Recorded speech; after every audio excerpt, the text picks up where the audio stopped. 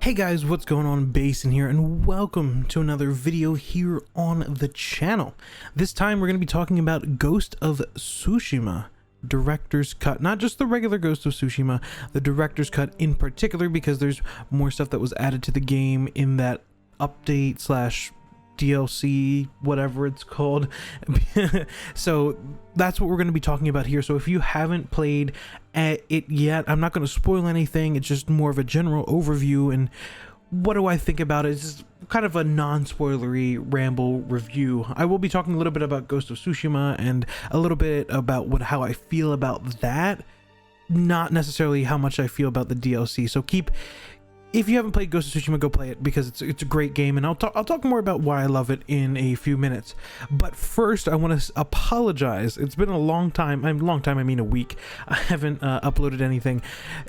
Ghost of Tsushima was a lot longer, and I got hooked into that game a lot more than I anticipated. So that's why you haven't seen a video here recently, because I've just been playing that game over and over and over and over and over again, and just really enjoyed my time with it. I'm on my way to 100%ing it. I'm on my way to 100%ing Iki Island. I'm on my way to just do my best with that game, and it took me a while to beat it, and I think that's where we're coming into a little bit of a thing here.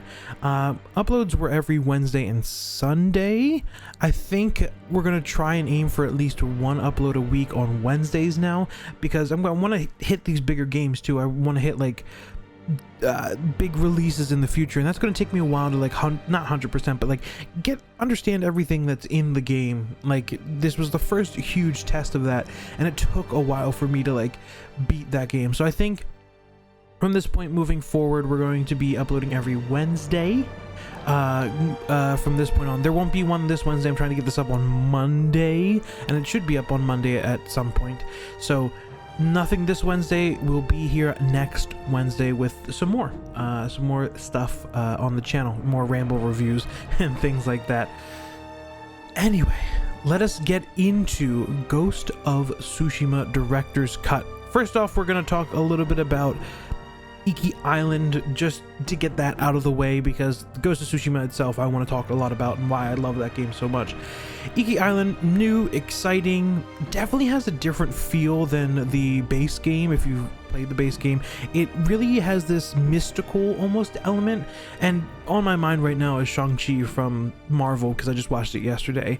I think that kind of has a big basis in this world, because everything that we've seen up to this point was set in history. It was more just Mongols and weapons and stuff like that. Now in Iki we deal with more of a mystical threat, and I think it's really cool to see Jin react to that, and just this idea of who the eagle is and all that sort of stuff. I really enjoyed the DLC. The DLC is tough also, by the way, so if you haven't beaten the game or have at least unlocked some or most of the ghost abilities at this point, you should probably do that before you head to that island, because that island itself is very difficult to beat.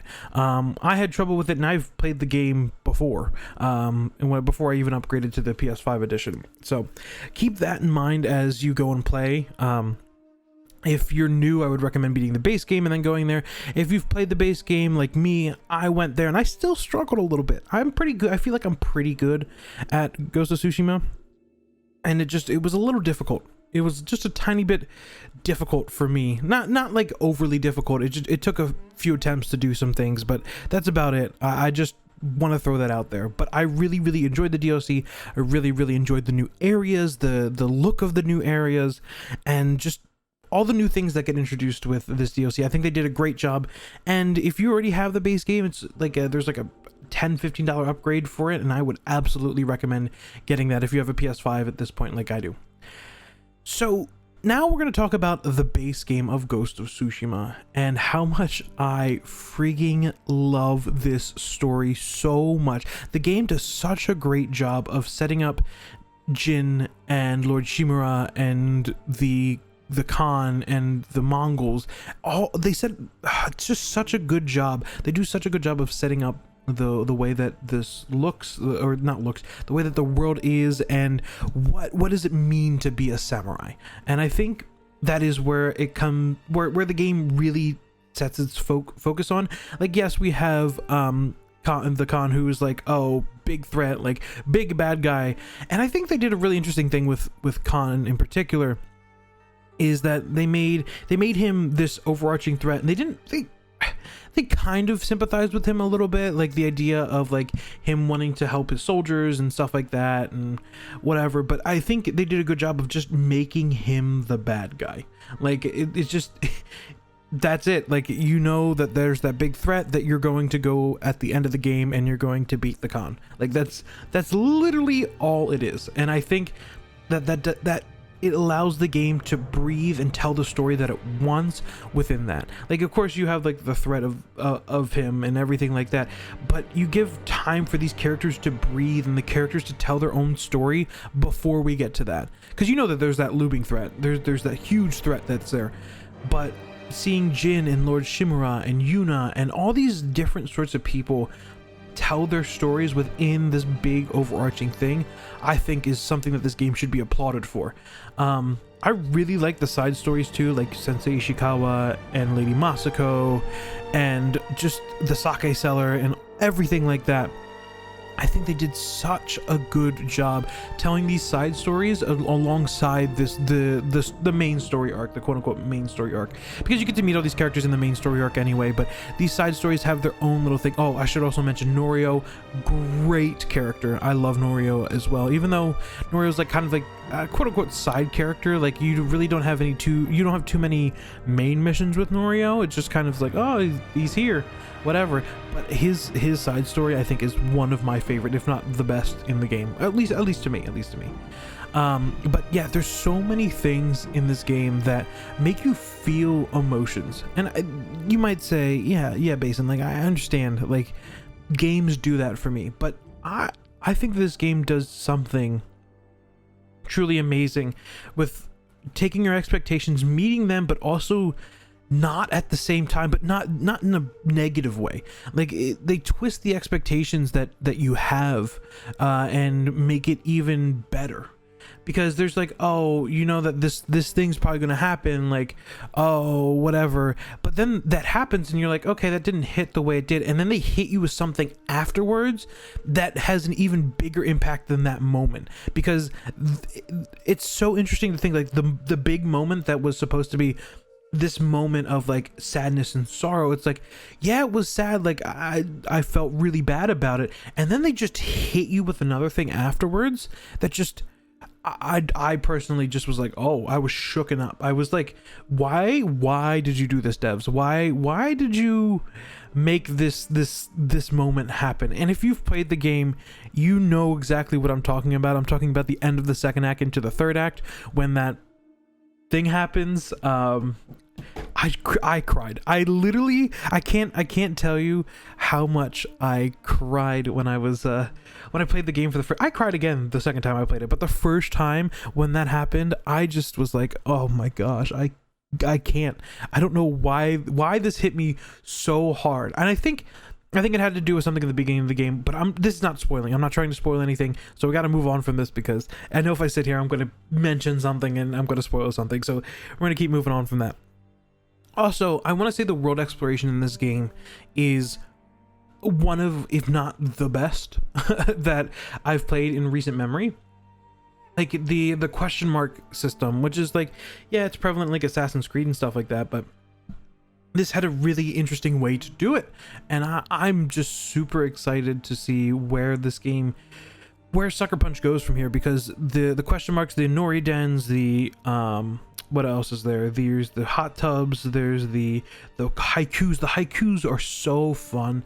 It's one of the things that, like, it's a tiny little thing, and a lot of people might be like, well, it's just this thing, like, why, I don't know, and I don't understand why you love it so much. But I think the idea of Jin sitting down and writing a haiku is like really, really cool, and I actually enjoyed it. I love poetry. Isn't something that I like do on a daily basis or read on a daily basis. It's just one of the things that I think in sense of this game, it made a lot of sense, and I really, really enjoyed it. You have the duels, which are really fun. I think that's probably my favorite part about this game, is the duels that you get into. Also, the one at the end is a great one, by the way. And then there's so many other things. Oh, the bamboo strikes. The bamboo strikes are very, very fun. It's also one of the things where like I find them a little bit difficult, but like that's me. I know there's a lot of people who don't, but it's just such a fun and well-rounded game. It's very polished in my opinion. Yeah, I mean, polished in terms of like it does what it needs to do. Is there sometimes when like you call your horse and your horse runs away and you're like, oh, okay, whatever. Like it's not perfect, but it's a very, very, very good game, and I enjoy it so much. The final two things I want to talk about are the things that I normally don't talk about. I might mention offhandedly. One is the HUD in the game. I think they do such a good job with it. It's very not in your face. The guiding winds are great, so you don't have like this like thing in front of you that like points you in the direction and you're just kind of like, oh, it just kind of breaks you out of the immersion. This game is very immersive, and I think that they did such a good job. The guiding winds is such a unique idea, and I absolutely love it. I think it's one of my favorite things. In all honesty, I really enjoyed it. I also want to bring up the music in the game. I found myself stopping at points to listen to the music. And I know that you might be like, oh, you're a music nerd. Yes, I am a music nerd. I love music. I graduated with a degree in music. But I think this game did such a good job of incorporating traditional like Japanese music into the game, and like modifying it to be a little more modern, obviously, because ancient music is a little weird sometimes in the way that like it sounds, but like taking the basis of what historical Japanese music sounds like and kind of putting it into almost not a modern setting. Like there's no like modern, well, there is modern instruments, but like just kind of like not like overdoing it and not being like, oh, we're staying completely original to the original, but like having the elements of that incorporated with what modern composing looks like. And I absolutely enjoyed it so much. And I also want to say when the Mongols had scenes and you were seeing the Khan and everything like that, it wasn't the same type of music. It was more, I wouldn't want to say it was traditional Chinese music or Mongolian music. I don't know that for a fact, but I want to say that there was a definite shift in the music, because I haven't done my research on that sort of stuff. But I just want to tell you, like, the way that they handled music in this game is probably one of the better games in recent memory that deals with this sort of stuff. I mean, we're gonna talk about games soon that like are really good with music. That's like one of the big things that is coming up. I'm focusing on music a lot, because I think that that's very important in games, and it's very underrated sometimes. But yeah, that's going to wrap up this review, and next week on Wednesday, we're going to be reviewing another PlayStation 5 game, a PlayStation 5 exclusive that came out earlier this year, and I'm excited to jump into it. I haven't played it yet, but I'm just throwing it out here so that we're going to get my raw reviews in a week. So our next game is going to be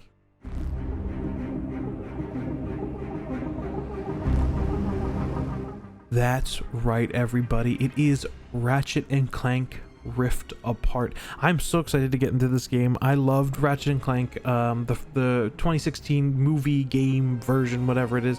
That was just a super fun game to play, and I'm excited to jump into this story and see where Ratchet and Clank go and meet the new characters and everything like that, and see how it actually runs on a PlayStation 5, and just how good everything looks. And just I'm so excited to jump into the game, and I think I'm going to do that probably right after I'm done recording this and editing everything and getting ready to go. So I'm excited to jump into that. I hope you are excited as well, and that will be uploaded next Wednesday, so be on the lookout for that. Also, you should subscribe to my second channel, BasinePlays, which will be in the description, because that's where I'm going to be uploading some videos periodically. It's going to be a little more frequent than this channel, but it's going to be focused more on Let's Plays, and maybe I'm going to be streaming on that channel at some point. So please make sure you subscribe to that channel as well, everybody. Alrighty, I hope you will have a fantastic rest of your day, your week, and I will see you back here next week. Oh, I forgot the most important part. Don't forget to tell someone you love them. All right, see you guys in the next video.